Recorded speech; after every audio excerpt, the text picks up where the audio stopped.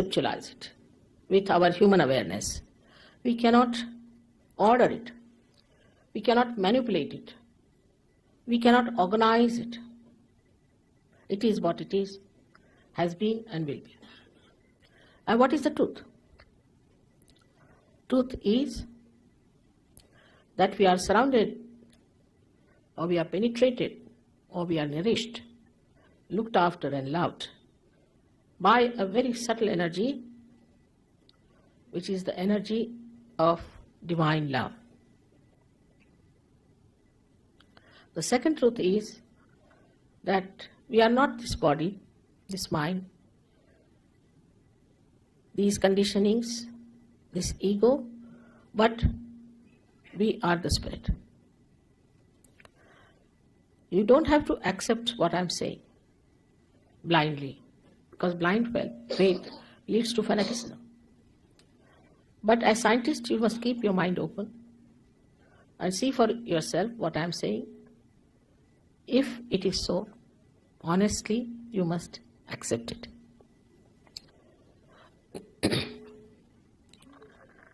We know so much through science about our civilization, our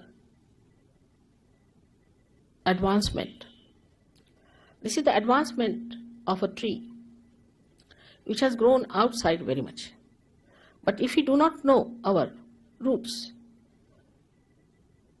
we will be destroyed. So it is important to know about our roots. And this is what it is that I would say are our roots. As you can see, there are 7 centers within us.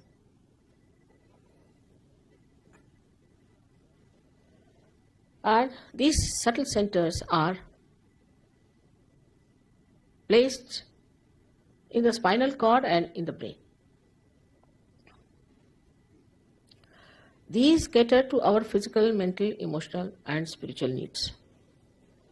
On the physical side, they manifest the energy for the use of our plexuses, which look after our physical problems. That is on the right side.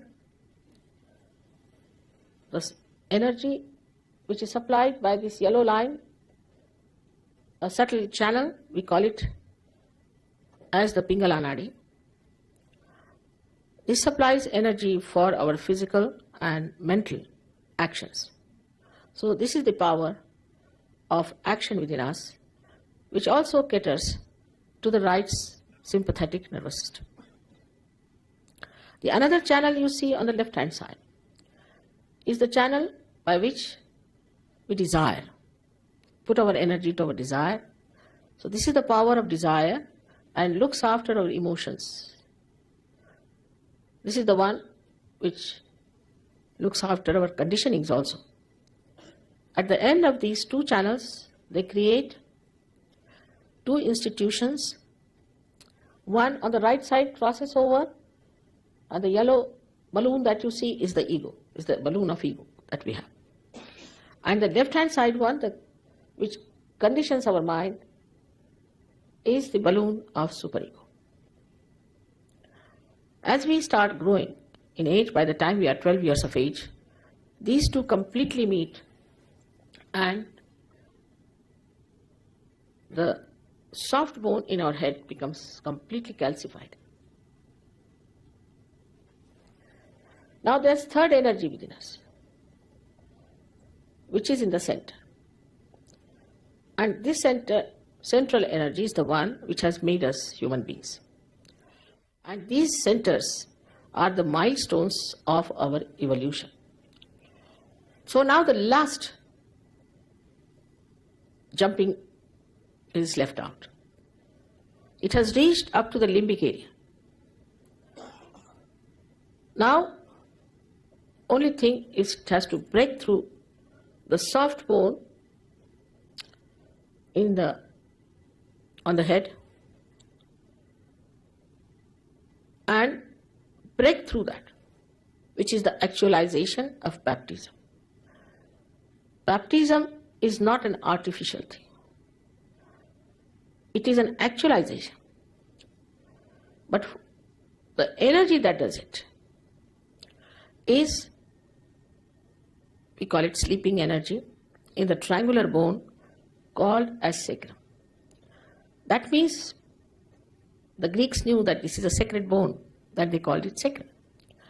This energy has to rise and break through that fontanelle bone area and connect us to that subtle divine power which we have never felt during human awareness.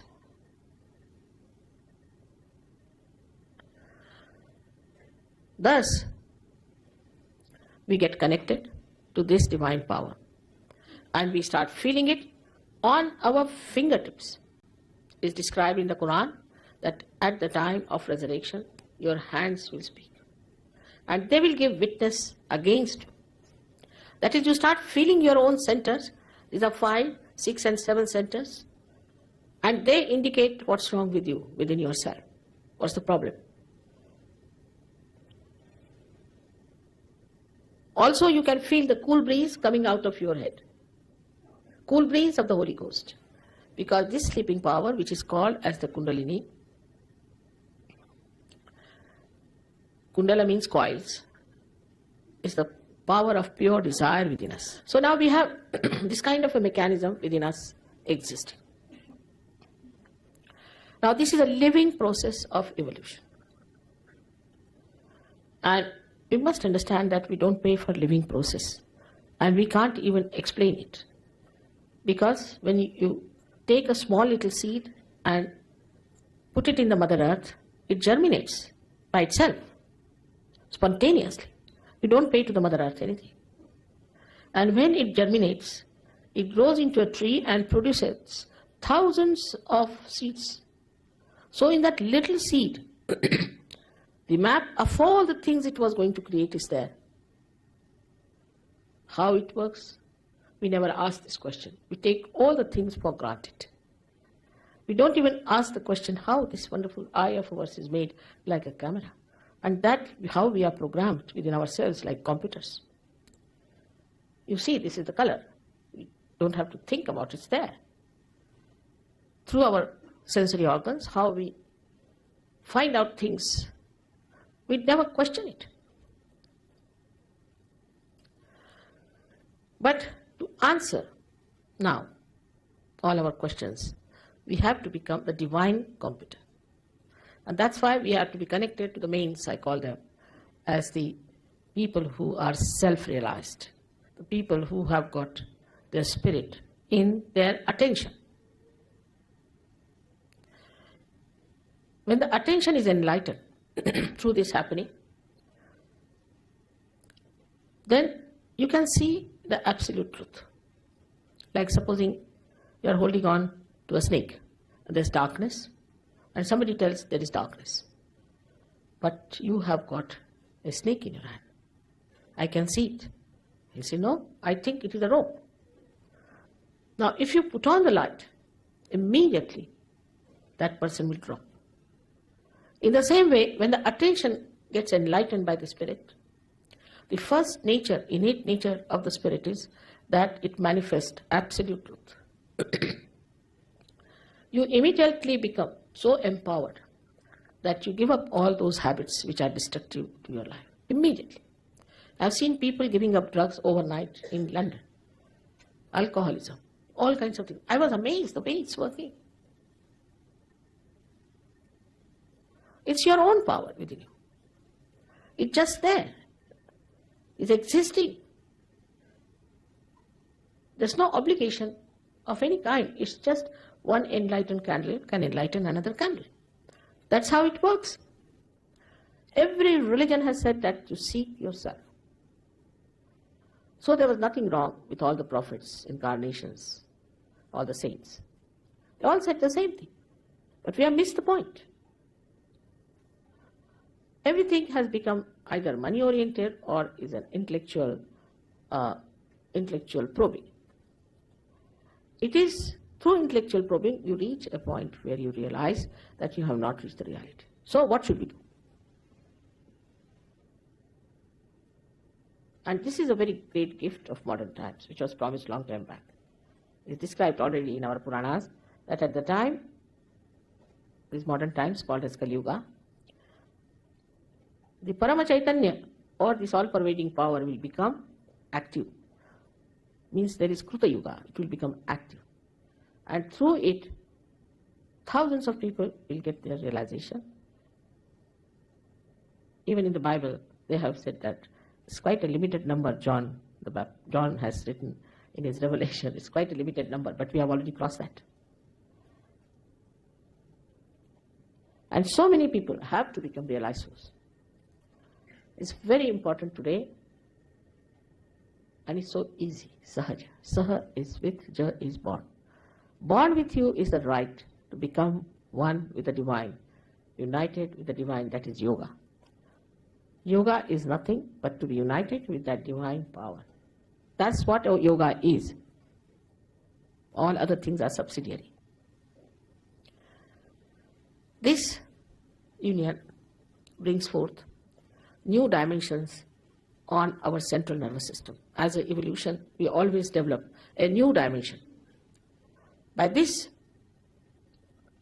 you develop a new awareness of collective consciousness, by which you can feel other people, their centers. Sitting down here, you can feel the center of somebody who is dead.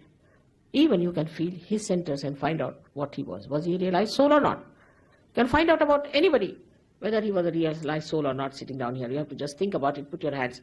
If you are a realized soul, you can feel on your fingertips what is the problem. And somehow, if you know how to correct those problems, you get rid of your own diseases and the diseases of others, your own problems and the problems of others.